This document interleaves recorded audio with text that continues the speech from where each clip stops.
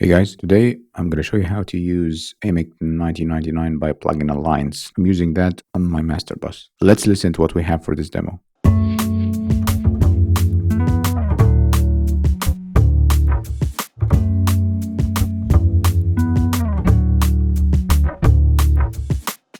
I'm going to set my high pass at 25 and we'll set my low pass to 20. We'll disable the gate for now and we'll set our rate to 3 to 1. We'll use 4.5 milliseconds of attack and we'll use 50 milliseconds of release. We'll disable hard knee. We'll set our dry and mix rate to 70%. We're not going to use the limit option on this occasion. We'll use a little bit of the EQ section and we'll shave off a couple of dBs at the lower mids, push half a dB on the higher mids a little bit. I will set my stereo width to 114% and that will increase my stereo width a little bit, and we're ready to listen to it.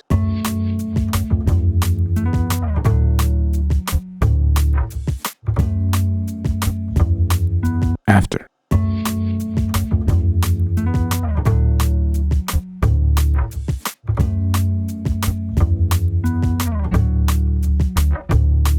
Try it and let me know in the comments what you think.